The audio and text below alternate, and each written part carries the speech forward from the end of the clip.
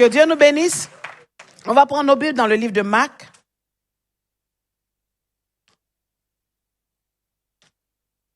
Marc au chapitre 5, du verset 1 au verset 10. Je vais lire. Marc chapitre 5, du verset 1 au verset 10. Un démoniaque guéri. Ils arrivèrent sur l'autre rive de la mer dans le pays des Géraséniens. Aussitôt que Jésus y débarquait, un homme sortant des tombeaux et possédé d'un esprit impur vint devant lui et dit. La Bible dit, il avait sa demeure dans les tombeaux et personne ne pouvait plus le lier même avec une chaîne. Car souvent il avait eu des fers aux pieds, il avait été lié de chaînes, mais avait rompu les chaînes et brisé les fers. Et personne n'avait la force de le dompter. Il était sans cesse, nuit et jour, dans les tombes et sur les montagnes, criant et se meurtrissant avec des pierres. Il vit Jésus de loin, accouru, se prosternant devant lui, et s'écriait d'une voix forte, « Que me veux-tu, Jésus, fils du Très-Haut? Je t'en conjure, au nom de Dieu, ne me tourmente pas. » Car Jésus lui disait, « Sors de cet homme, esprit impur. » Et il lui demanda, « Quel est ton nom? » « Légion est mon nom, lui répondit-il, car nous sommes nombreux. Et il le suppliait instantanément de ne pas les envoyer hors du pays. Amen. La Bible ici parle de l'histoire du fou de Gadara. C'est vrai, le temps est court, mais je vais essayer de pouvoir m'arrêter sur un certain nombre de détails. La Bible dit que cet homme était dans le territoire de Gadara. Et un jour, Jésus-Christ est arrivé avec ses disciples et la Bible déclare qu'ils ont rencontré cet homme. Et à peine ils ont rencontré cet homme, il a couru, il est venu vers le Seigneur et il a dit, « Que me veux-tu » Parce que Christ était en train d'ordonner aux démons de partir. Et la Bible déclare que Christ a demandé aux démons, « Quel est ton nom ?» Ils ont dit, « Légion, car nous sommes nombreux. » Et le Seigneur a ordonné qu'ils s'en aillent et les démons ont négocié. Dis avec moi, négocier. Les démons ont négocié, ils ont dit, ne nous chasse pas loin. Ne nous envoie pas loin. Nous voulons rester dans le territoire. Je veux dire à quelqu'un, le diable gère toujours un territoire. Le diable n'a pas envie d'aller loin de son territoire. Et les démons ont voulu aller dans les ports qui étaient là. Et la Bible déclare qu'ils sont rentrés dans les ports. Christ a donné l'autorisation. Ils ne pouvaient pas eux-mêmes choisir leur destination. Mais ils avaient besoin que Christ autorise la destination. Et je veux dire à quelqu'un, le Dieu que tu sais n'est pas un Dieu enfantin, n'est pas un Dieu qui négocie avec les démons, mais il impose sa volonté aux démons. Ils n'ont pas dit, nous voulons aller, ils ont dit, permets-nous d'y aller. Et je veux dire à quelqu'un, si tu as donné ta vie à Jésus-Christ, il faille que tu réalises qui tu es devenu. La femme que tu es devenue, l'homme que tu es devenu. Et regardez ce qui va se passer. Ils ont dit, nous voulons aller dans les ports Sceaux. Et quand ils sont entrés dans les ports, est-ce qu'ils ont habité les ports pendant 5 ans? La cohabitation a duré quelques minutes. À peine ils sont rentrés, les derniers ont fait quoi à l'époque? Ils ont jeté les ports dans le fleuve. Amen. Est-ce qu'ils sont restés dans les ports pour dire, nous allons utiliser... C'est-à-dire la sirène est rentrée comment on dit le port féminin? Dans une troupe, et puis dit, je vais aller séduire tous les porcs du quartier. Répondez-moi. Est-ce que le démon guerrier est rentré dans un port, le plus gros port, pour dire, moi je vais imposer ma loi, je vais écraser tout le monde? Le diable n'a rien à faire avec un animal. Sa haine et sa colère est à l'égard des êtres humains, de la boue que Dieu a touché un jour et qu'il a transformé, il en a fait supérieur aux anges. Voilà la cause de sa haine. Le diable n'a rien à faire avec un chat. Le diable n'a rien à faire avec un animal. Mais le diable est énervé qu'un homme qui est resté 9 mois dans le ventre d'une femme soit capable de lui imposer une loi parce qu'il est aimé par Dieu.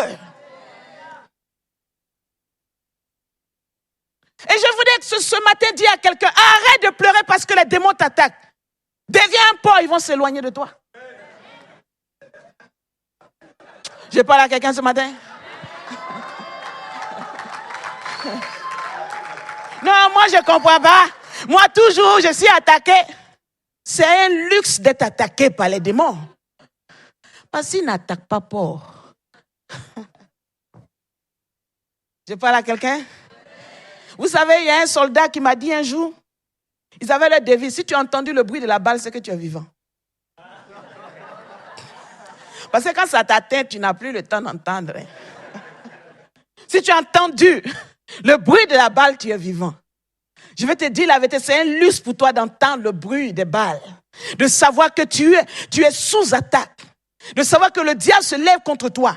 Je ne te demande pas d'aller faire le culte de tes attaques, mais de réaliser qu'il y a quelque chose en toi que le diable ne dompe pas encore. Il y a quelque chose en toi qui dérange. La Bible dit, Hérode était roi. On lui a dit que le roi des Juifs est né. On n'a pas dit le roi des Juifs s'en va être oint. Il était encore un bébé dans les couches et le biberon. Mais il était une menace pour Hérode. Hérode n'a pas dit, je vais attendre qu'il grandisse et compter les soldats qu'il y a, compter les ambassades qu'il va ouvrir. Mais il sait que quand un roi est né, c'est une alliance. Ça ne dépend pas de l'âge, parce que c'est une race. Mettez un bébé, lion avec les chats, ils ont la même taille. Je parle à quelqu'un? Ils se ressemblent. Mais c'est une question de temps. Revenez un an après, le chat est au même niveau. Le petit lionceau a les crocs qui sortent, a les griffes qui sortent. Et c'est pourquoi je vais te dire, Hérode a compris que même s'il était un enfant, c'est une menace. Parce que l'alliance est en lui. Il ne faut même pas laisser ces personnes grandir. Et si depuis tu as accepté le Seigneur, tu as l'impression qu'il y a un acharnement sur toi, tu veux que Hérode dorme tranquille pendant que toi tu t'es réveillé? Tu veux que les sorciers de la famille fassent leur réunion sachant que toi tu peux tout déstabiliser? Et là quelqu'un à côté, dis-lui, au lieu de pleurer, sois fier d'être enfant de Dieu. Sois fier d'être un enfant de Dieu. Aujourd'hui, nous avons une génération de chrétiens qui sont devenus des experts en lamentation et en pleurs. Quand tu les écoutes prier, tu es dépassé. Vous croyez que dans le ciel, c'est un lieu de funérailles? Une fois, j'écoutais mes fils spirituels prier. J'ai dit, mais vous ne savez pas prier. Vous parlez, mentez, vous ne priez pas. Je vous dis la vérité. La Bible dit que nous sommes supérieurs aux anges ou pas? Allez-y dans l'islam. L'homme doit se débattre pour aller vers Dieu. Allez-y dans toutes les autres religions. C'est l'homme qui court vers Dieu. La religion chrétienne est la seule religion où Dieu est venu vers l'homme. Où la Bible dit, il a tant aimé l'humanité qu'il a donné son Fils unique.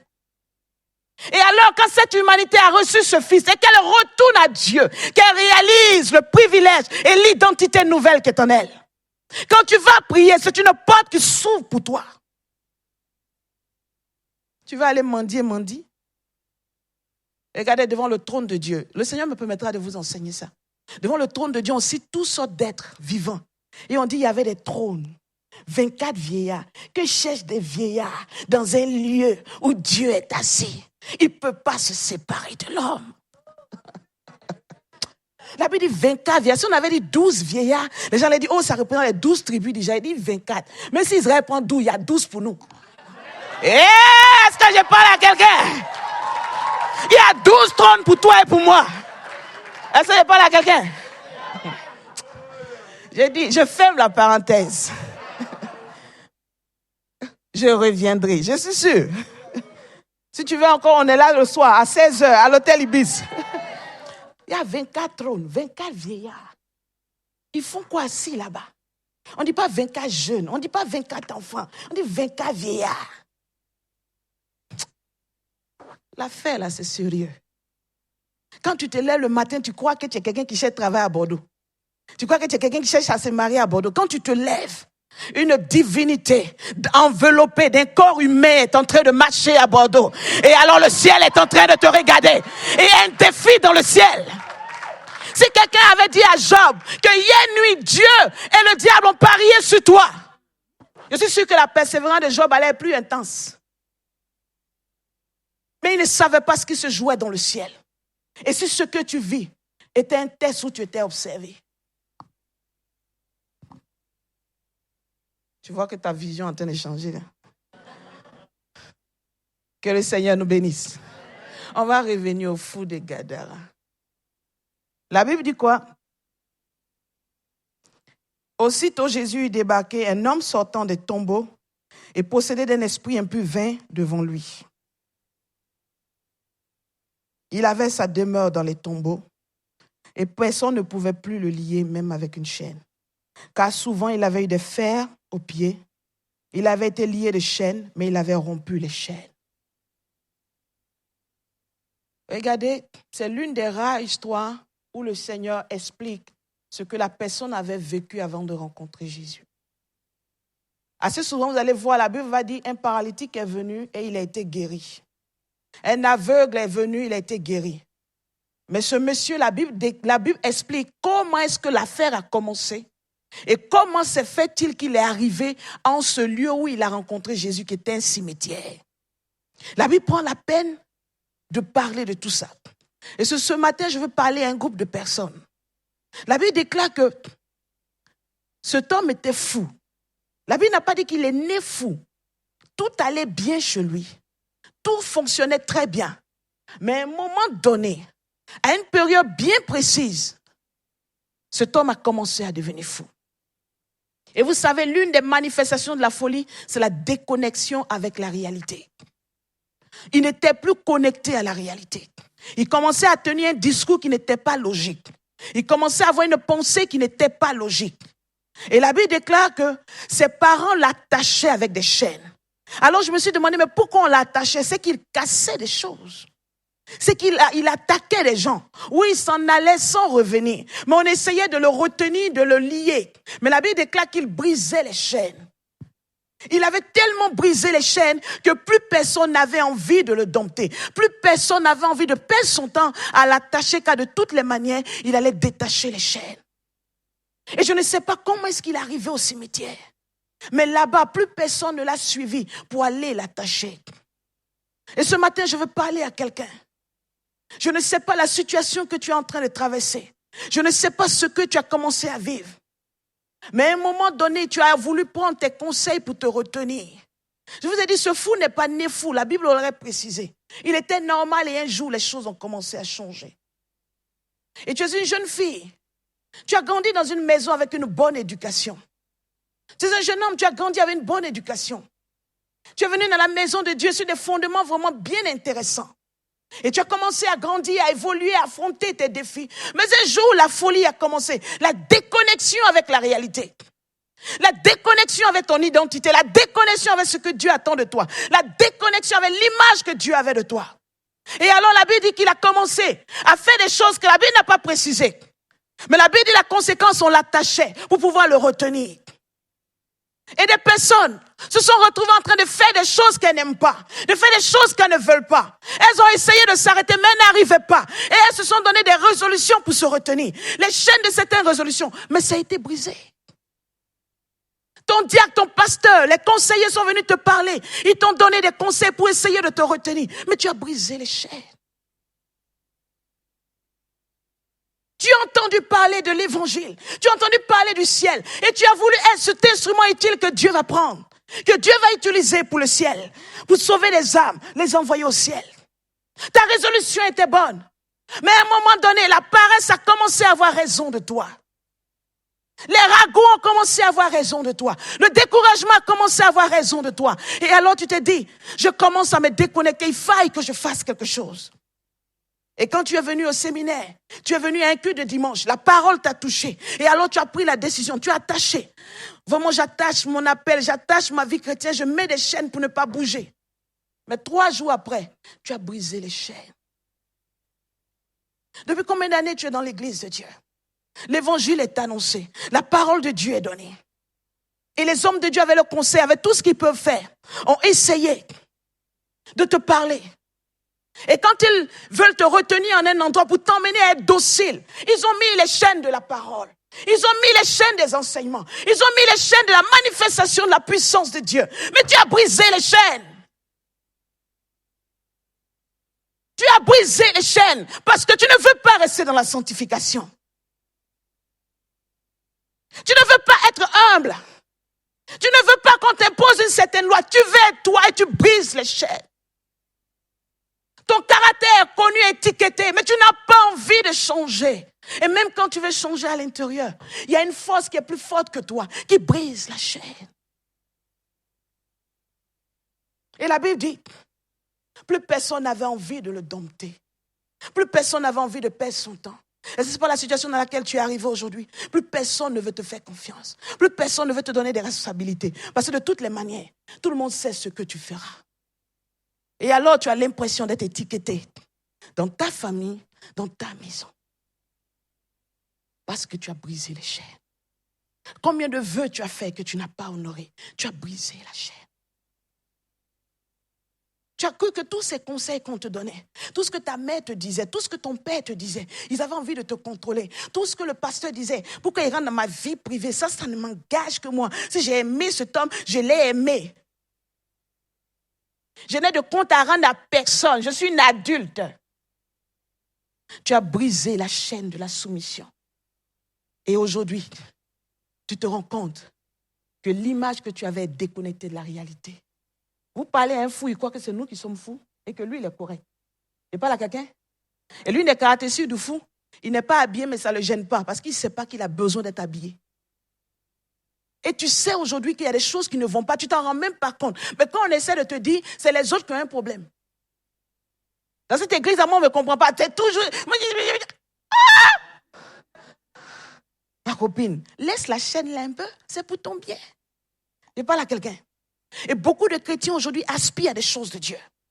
Aspirent à une coudée nouvelle. Aspirent à l'onction de Dieu. Aspirent à des choses extraordinaires. Mais laissez-moi vous dire, vous devez laisser la parole de Dieu vous mettre là où elle veut. Vous ne pouvez pas imposer à Dieu la manière dont il doit vous parler. Il y a beaucoup de chrétiens, dès qu'ils ont jeûné pendant 3 jours, qu'ils sont allés prier, il faut que Dieu leur parle. Il est forcé de te parler. Il te connaît. Moi, je suis frustré. J'ai jeûné pendant 7 jours, Dieu ne m'a pas parlé. Et puis alors, 7 jours. Il a dit à Moïse, monte ici. Moïse a laissé sa femme. Il devait aller poster quelque chose sur Facebook, il a laissé. Il devait faire un Western Union à son cousin, il a laissé. Il est monté sur la montagne. Dieu, tu as besoin de moi. Premier jour, 0. Dieu ne lui a rien dit. Deuxième jour, 0. Dieu ne lui a rien dit. Jusqu'à 6 jours. Mais si c'était un Moïse de 2015, ah, mais Seigneur, il y a des posts, il y a des likes que je dois aller consulter sur Facebook. Tu m'as dit de monter. Seigneur, si c'était pour me parler vendredi, pourquoi tu m'as fait monter lundi? Parce que de lundi à vendredi, il y a un job que je devais prendre. Mais la Bible dit, Moïse est resté calme. Dieu a testé l'attente de Moïse. Si le Seigneur veut tester ton attente aujourd'hui, est-ce qu'il trouvera quelque chose de lourd? Est-ce qu'il trouvera quelque chose de lourd? Nous sommes une génération aujourd'hui, tu vois, regardez, hein. Il y a des gens, dès qu'ils postent quelque chose sur Facebook, chaque 5 minutes, est-ce que quelqu'un a like? Qu'est-ce que la personne a dit? Nous, les gens commencent à vivre dans le regard des autres. Mais qui t'a dit que tu es les autres? Quelqu'un a like, il n'a pas like, Dieu t'a like. Je parle à quelqu'un? Dieu m'a like. Si je suis sorti du ventre de ma mère et que Dieu m'a appelé à le servir, c'est qui m'a like. Tous les autres like, je m'en fous. Et là, quelqu'un qui dit, Dieu a déjà cliqué. Hein? Je parle à quelqu'un? Est-ce que je parle à quelqu'un ce matin? Dieu a déjà cliqué. Tout le reste, je m'en fous. Est-ce que je peux continuer? Donnez-moi quelques minutes, pasteur. Et qu'est-ce qui va se passer? La Bible dit, cet homme demeurait dans les tombeaux. Et regardez quand vous brisez les chaînes, quand vous brisez les conseils que vous avez reçus à la maison chez vous, quand vous ne voulez aucune autorité au-dessus de vous, vous voulez faire tout ce que vous avez envie de faire. La Bible dit, la deuxième conséquence, c'est quoi? Il vivait dans les tombeaux. Je ne sais pas si ce sont ses parents qui l'ont envoyé là-bas. Parce que sa mère avait sûrement honte qu'on lui dise que son premier fils est fou. Quand il a disparu, personne n'est allé le chercher. La Bible n'a pas dit qu'il a fui dans le désert. On dit un cimetière. Les gens venaient enterrer là. Ils savaient qu'il était là. Mais plus personne n'avait envie de le ramener à la maison. Et je veux parler à tous ceux qui aujourd'hui, les hommes et les femmes ont démissionné te concernant. Plus personne ne croit en toi. Plus personne ne croit que quelque chose de bon peut sortir de toi. Et alors, fatigué des jugements, tu te réfugies dans le tombeau. Tu te réfugies dans un cimetière. Parce que là, tu sais que personne ne va te blâmer. Aucun mort ne va te parler. Aucun mort ne va vouloir t'attacher. Et il y a des hommes et des femmes dans ces salles aujourd'hui qui se sont réfugiés dans des cimetières. Qui sont entourés de personnes où il n'y a plus de vie. Puisque tu ne veux pas vivre la sanctification, tu t'entoures de filles qui vivent dans le monde. Tu sais qu'elles ne vont pas te blâmer de sortir avec un seul homme parce qu'elles-mêmes elles sortent avec 20. Tu t'entoures de personnes qui ne vont pas te dire jeûnons, prions. Parce que tu sais que tu as perdu le feu de la prière. Et la Bible dit qu'il était dans le cimetière, loin, là où personne ne pouvait le blâmer. Sa famille a démissionné sur lui, son père a démissionné, ses pasteurs ont démissionné. Et il était seul dans ce cimetière. Il était seul dans ce cimetière. Je ne sais pas comment est-ce qu'il mangeait, mais au moins là, il avait un silence, une paix. Il était loin des yeux qui le jugeaient. Il était loin des yeux qui le condamnaient. Et ce matin, tu es dans cette salle et tu m'écoutes. Derrière ce beau habit que tu as porté, il y a un homme et une femme cachés dans un cimetière. Et tu ne veux pas que quelqu'un te juge. Devant tout le monde, tu souris. Mais au fond, ton cœur s'est barricadé d'un cimetière. Tu étais tellement blessé hier que tu ne veux plus être blessé. Alors tu t'es isolé de tout le monde. Tu parles avec tout le monde, tu cours, tu es sympathique, mais ton cœur est isolé dans un cimetière. Parce que tu ne veux plus faire confiance en quelqu'un. Tu ne veux plus apprendre à aimer. Parce que hier, tu avais aimé, on t'a rejeté. Hier, tu avais voulu de l'aide, on t'a attaché. Hier, tu avais voulu que quelqu'un te comprenne, on t'a balancé quelque part. Et alors, tu préfères être seul dans ton coin. Parce que tu sais que seul dans ton coin, personne ne viendra te faire du mal. Et aujourd'hui, tu ne crois même pas dans le mariage. C'est vrai, tu t'es marié, mais tu ne crois pas en l'amour. Tu t'es marié parce que tout le monde se marie. Tu ne veux pas qu'on mette une étiquette sur toi. Mais dans ce mariage, ton cœur est seul. Et tu cherches à retrouver l'amour de ton père, l'amour de ta mère. Et tu es dans ce cimetière. Tu ris avec ton mari, mais quand il va au boulot, tu pleures parce que tu te sens seul au monde, comme cet homme. Et regardez ce qu'il a fait. La Bible dit quoi? Souvent, il avait eu des fers aux pieds. Il avait été lié. Il était censé nuit et jour dans les tombes, sur les montagnes, criant et se meurtrissant. La Bible dit criait et se meurtrissait. Vous savez, les meurtrissures, c'est des plaies. C'est des plaies. Il n'était pas libre à l'intérieur. Et qu'est-ce qu'il faisait? Il prenait des plaies, il se blessait. Il se disait, plus il se blesse, sûrement Dieu aura pitié de lui. Plus il se blesse, il sera libre. Ses mains n'étaient plus attachées. Il était libre à l'extérieur, mais il était esclave à l'intérieur. Il était libre, il avait un boulot. Il chantait bien, tout le monde l'aimait dans l'église. Mais son cœur était esclave. Libre à l'extérieur, mais esclave à l'intérieur. Et alors la Bible dit qu'il prenait des pieds et se blessait. Elle part de jeûne en jeûne, se disant que plus je vais jeûner, Dieu aura pitié de moi. Plus je vais faire ceci, Dieu aura pitié de moi. Et la Bible dit qu'il se blessait. Son sang coulait, espérant que plus il ferait couler du sang, il serait libre à l'intérieur. Mais il restait encore esclave. Et regardez ce qui va se passer. La Bible dit qu'il montait sur les montagnes. C'est que le cimetière n'était pas dans la montagne. Mais parfois, il essayait de sortir de son environnement de tous les jours. Il essayait de sortir un peu de ses limitations, de ses préjugés. Et il montait sur la montagne. Il se disait, en montant sur cette montagne, je vais m'élever vers Dieu. Et beaucoup de personnes aujourd'hui essaient de monter sur des montagnes par des efforts humains. Je vais prendre de la hauteur. Sûrement, Dieu m'entendrait. Et tu montes sur ces montagnes, mais ta douleur est encore là. Il montait sur ces montagnes, il criait. Il faisait sortir sa voix, il exprimait son besoin. Et aujourd'hui, tu es comme cet homme et tu dis, Seigneur, tu connais mon besoin. J'ai exprimé mon besoin. J'ai parlé de ça à tel servant de Dieu. J'ai parlé de ça à tel apôtre. Ils connaissent mon besoin. Mais chaque fois, je retourne à la même situation. Et tu as commencé à blesser. Quand on blesse, le sang coule. Tu as commencé à te créer des hémorragies. Tu ne crois plus en ton appel. Tu ne crois plus que tu mérites d'être heureuse. Tu ne crois plus que demain peut être meilleur. Et le sang qui est la vie est en train de couler sur un territoire de mort. Lui qui était vivant, il était dans le tombeau. La vie l'avait enterré, quoique vivant. Il n'était pas encore mort, mais il était déjà dans le décor de la mort. Et beaucoup de personnes aujourd'hui, ton avenir, quand tu regardes, c'est un vivant qui est déjà dans le tombeau. Et tu te crois déjà mort, tu crois que plus rien ne peut sortir de toi. Il était vivant, mais dans le cimetière. Et sur ce point, je veux parler à ceux qui sont appelés à servir Dieu. Pendant que tu pries, pendant que tu parles en langue, Le héros qui est à l'intérieur de toi vibre. Il vibre, il vibre, il vibre. Et tu sens que ce terreau est dangereux, il est fort. Tu sens qu'il y a un homme fort, un évangéliste terrible, une femme terrible à l'intérieur de toi. Pendant que tu pries, tu le sens. Mais une fois que tu finis de prier, tu tournes autour de toi. Tu es dans le cimetière. Ta vie de prière est d'un niveau catastrophique. Ton langage est d'un niveau catastrophique. Et le guerrier vivant à l'intérieur de toi est dans un décor de mort.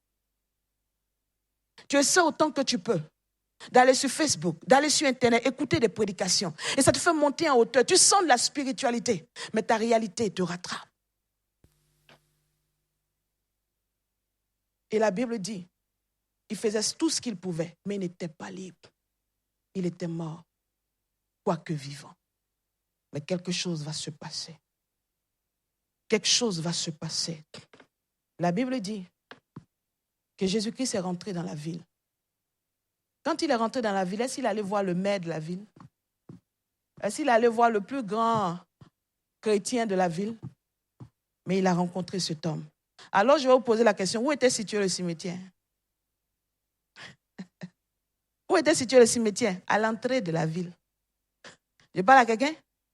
Le cimetière était placé à l'entrée. La Bible n'a pas dit Jésus a visité Gadara et à sa sortie de Gadara, il a rencontré le fou. Vous êtes d'accord avec moi?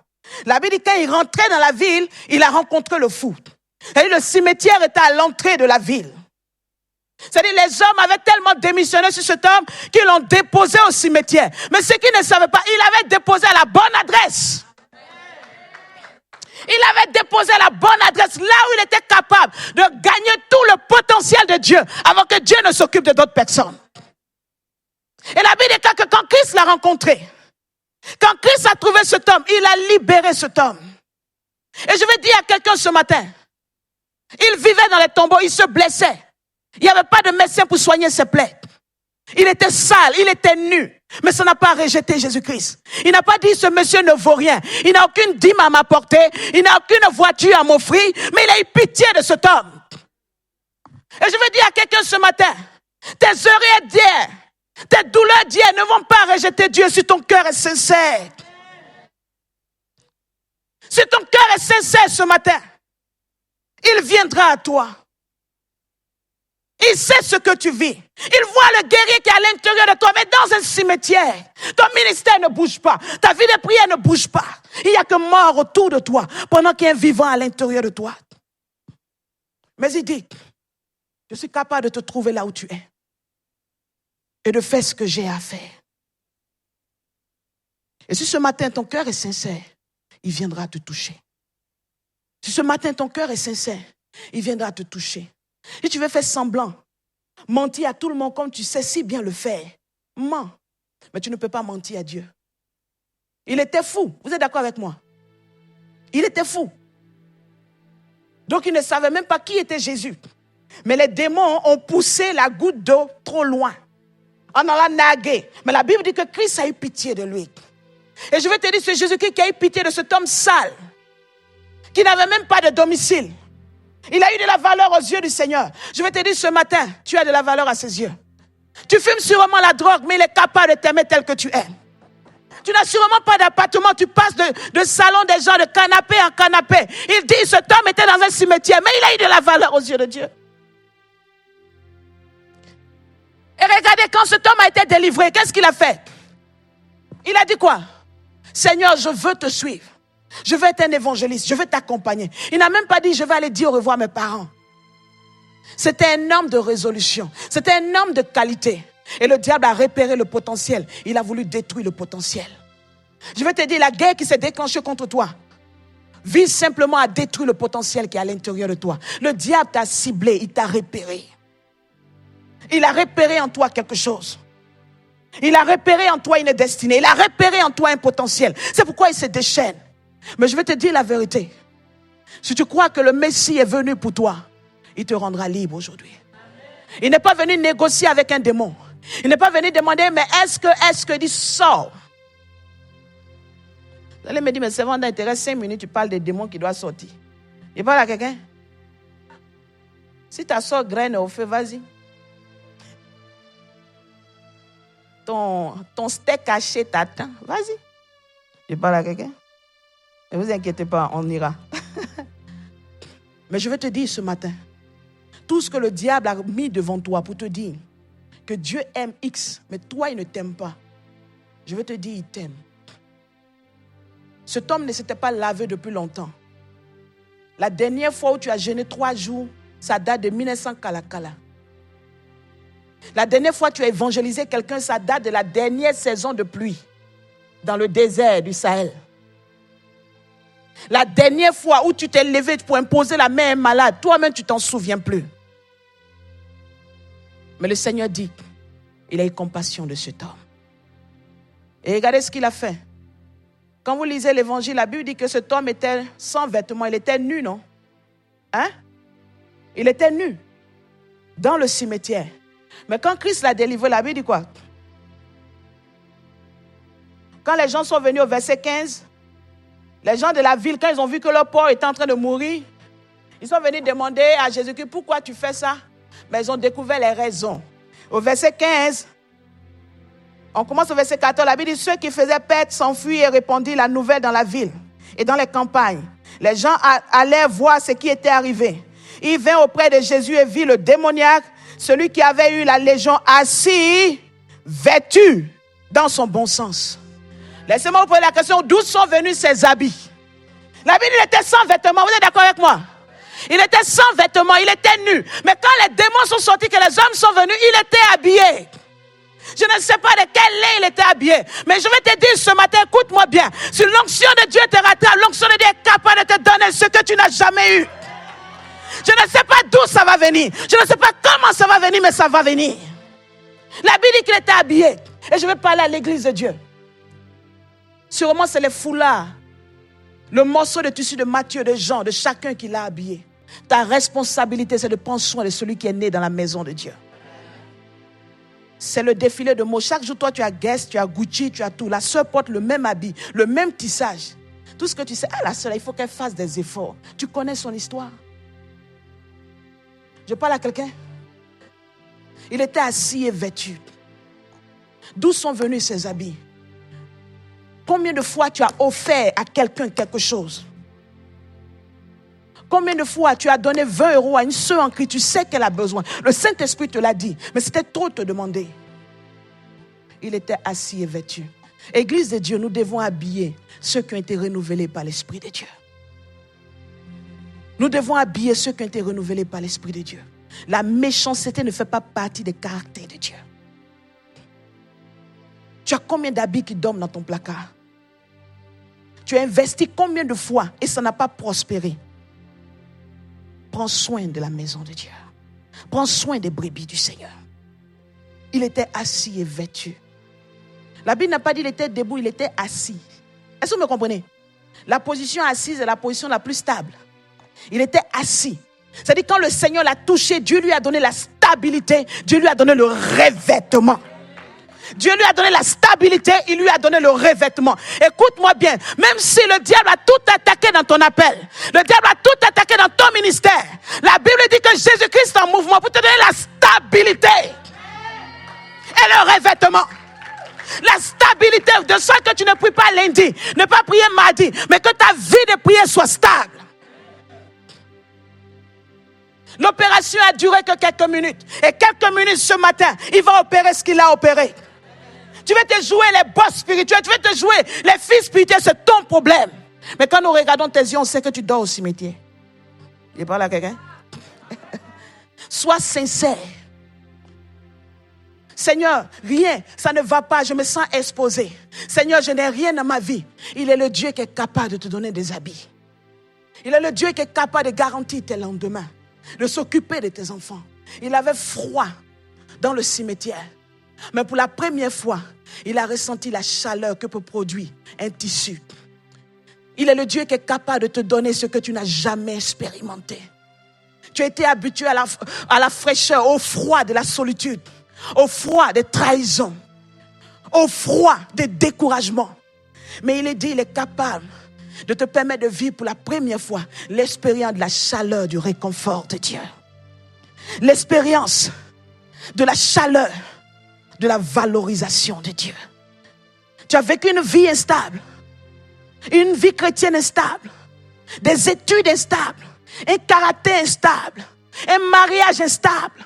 Je veux te dire ce matin, il est capable de faire asseoir ton foyer, de faire asseoir ta vie chrétienne, de faire asseoir tes études. Ne regarde pas d'où tu viens.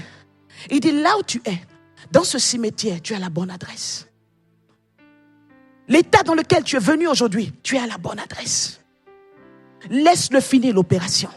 Mais si tu entends de toi des voix que tu ne comprends pas, tu vois que des personnes disent qu'ils habitent en toi, mais tu regardes, il n'y a pas de porte en toi, il n'y a pas de fenêtre. Mais si tu ne comprends pas les choses de Dieu, laisse Dieu finir ce qu'il a commencé dans ta vie. Tu ne vas pas toujours tout comprendre, laisse-le finir. Parce que quand il finit, tu es un homme assis. Tu es une femme assise. Tu es un enfant assis. Tu es un père de famille assis et revêtu d'un manteau nouveau. Revêtu d'une identité nouvelle. Et il est ici ce matin. Il est ici ce matin. Il est ici ce matin.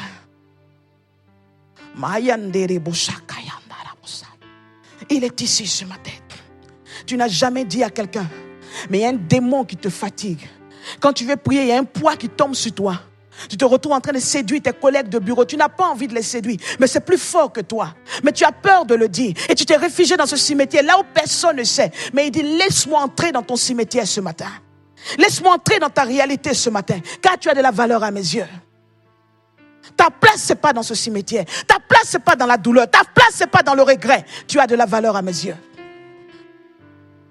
Je ne veux pas parler de ton ministère en prophétie. Depuis 5 ans, je ne fais que prophétiser par mes serviteurs sur ta vie. Je veux maintenant voir un ministère assis. Je veux voir des fruits. Et un homme et une femme revêtus du manteau de l'onction de Dieu. Je veux que tu changes la donne dans ta famille. Ceux qui t'avaient connu comme le fou, qu'ils viennent et qu'ils se rendent compte que Dieu a fait de toi un jeune homme assis et revêtu.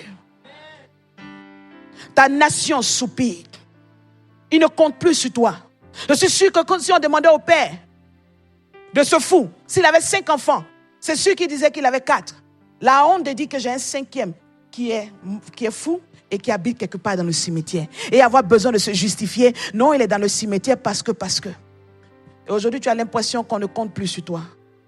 Il y a des héros dans ces salles qui vont changer la donne de leur nation. Quand les leaders de ta nation sont en train de faire le programme, tu n'es pas compté. Mais ils ne savent pas que quelqu'un est dans la barque, il arrive. Quelqu'un est dans la barque, il arrive pour changer ton histoire. Quelqu'un est dans la barque, il arrive pour changer ton caractère. Quelqu'un est dans la barque, il arrive pour changer ta nature. Et je veux rencontrer l'homme de la barque ce matin. Et lui dire, je suis vivant. Ma place n'est pas dans le tombeau. Ils m'ont enterré trop tôt. Ils m'ont enterré trop tôt, je mérite de vivre. Groupe musical, positionnez-vous. La sorcellerie dans ta famille t'a enterré trop tôt. Ta belle famille a enterré trop tôt votre foyer. La sirène a enterré trop tôt ton appel. Ta mère a trop vite démissionné sur toi. Elle dit de toutes les manières, il ne changera pas. On lui a donné tous les conseils, mais il ne veut pas laisser la cigarette. On lui a donné tous les conseils, il ne veut pas laisser les garçons. Et même dans l'église, quand un frère en Christ veut te marier, tout le monde lui dit, oh, tu as cherché tout le monde, c'est celle-là, tu as vu, c'est pas la peine. Elle ne maintient pas les chaînes, elle a un mauvais caractère et tu es étiqueté, blessé, tu te renfermes dans le cimetière. Quand on veut te responsabiliser, tout le monde va venir dire, ça ne sert à rien de la responsabiliser. De toutes les manières, rien de bon ne peut sortir d'elle. Mais le Seigneur dit, quand je regarde dans cette jeune dame, je vois un évangéliste. Je vois une servante de Dieu. Je vois quelqu'un de valeur. Je vois une personne qui peut bouleverser la vie de Gadara. Ils t'ont enterré trop tôt. Le Seigneur n'a pas vu un fou. Il n'a pas vu quelqu'un d'inutile. Mais il a vu quelqu'un qui mérite une seconde chance. Quelqu'un qui mérite une seconde chance. Tu as survécu de la drogue, tu mérites une seconde chance. Tu as survécu de plusieurs hommes de Dieu qui ont abusé de toi, qui t'ont donné des prophéties, qui t'ont mélangé. Tu mérites une seconde chance. Sors de ce cimetière Sors de ce cimetière. Sors de cette image que tu as de toi. Sors de cette identité que tu t'es donnée. Ne fuis pas qui tu es. Tu es encore un citoyen valable, avec toute l'identité nécessaire pour le salut. Pour le salut de ta vie et le salut de ta famille. Parle-lui là où tu es.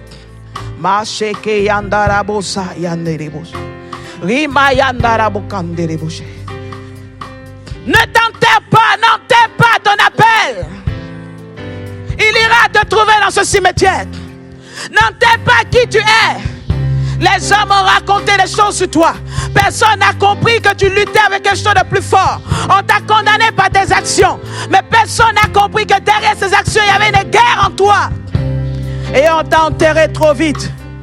Mais il est ici ce matin, il dit, je veux te redonner ta chance. Je veux le dire, que le fou est mort et mon fils revêtu est né. Je veux dire ce matin que ma fille timide, ma fille des décisions qui ne demeurent pas plus d'un jour, est morte. Une femme résolue est née ce matin. Un ministère fort est né ce matin. Pendant que nous fermons nos yeux, si ce matin ce message t'a trouvé là où tu es, si le Seigneur t'a parlé dans ce message et que tu voudrais qu'il te rencontre, tu voudrais qu'il vienne et te fasse sortir de ce tombeau, qu'il vienne et qu'il te rende libre, qu'il vienne, qu'il t'apporte des réponses. Tu te sens tellement seul, tu as besoin d'amour. Il dit, moi Dieu, je peux t'aimer. Laisse-moi t'envelopper du tissu de mon amour. Et pour la première fois de ta vie, tu sentiras la chaleur de mon amour parce que je t'ai aimé et je t'aime. Si ce matin, ce message t'a touché là où tu es, tu te tiendras debout et tu lui parleras. Tiens-toi debout si tu as quelque chose à lui dire. Si tu t'es reconnu dans quelque chose, parle-lui. Parle-lui, parle-lui, parle-lui. Donnez-moi s'il vous plaît 10 minutes encore. Oui, parle à Dieu, parle à Dieu. Dis-lui pourquoi tu t'es levé. Dis-lui pourquoi tu t'es levé.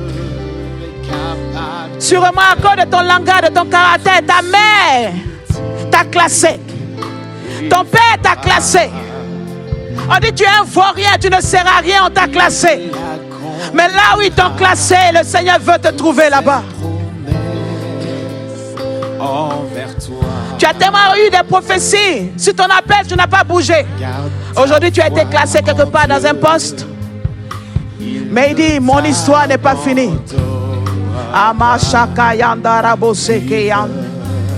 Oui, oui, oui, Seigneur, j'ai fumé. Seigneur, j'ai fumé, je continue de fumer. J'ai des liaisons. Je vis dans le péché. Il dit, arrête de faire la liste. Je t'aime. Laisse-moi t'aider. Laisse-moi te rendre libre. Il le fera. Parle-lui, parle-lui, parle-lui, parle-lui, parle-lui. Parle-lui, parle-lui, il est ici. Il fera.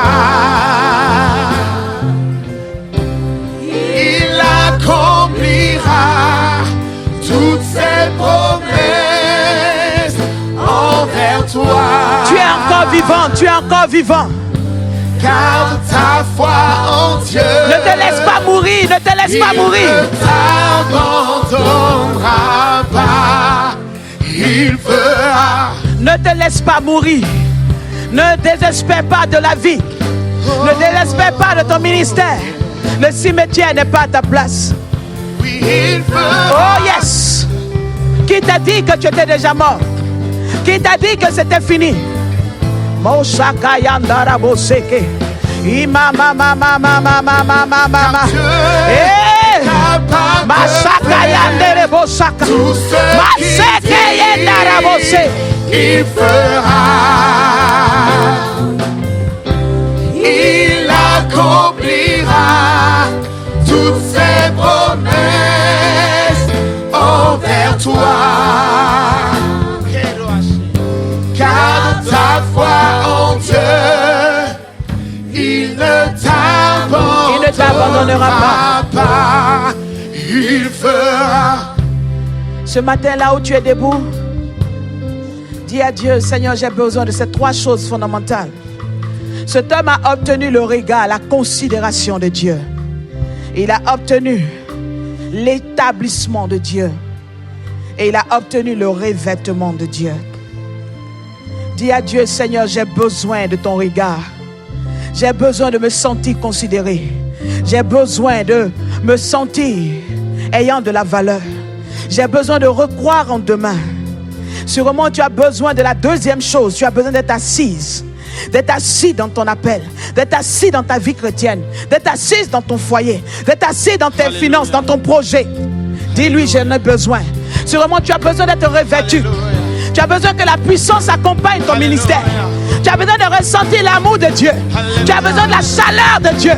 Tu as besoin de l'identité. Dis à Dieu ce que tu veux ce matin.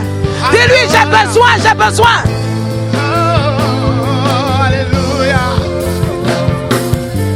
N'aie pas honte de ton voisin. N'aie pas honte de quelqu'un. Dis à Dieu, j'en ai besoin. J'en ai besoin. J'en ai besoin. Mon foyer en a besoin. Mes fiançailles en ont besoin. Oh, mes finances en ont besoin. Mon ministère en a besoin. J'en ai besoin, j'en ai besoin, j'en ai besoin. J'en ai besoin, j'en ai besoin. J'en ai besoin, j'en ai besoin. J'en ai besoin, j'en ai besoin. Mama.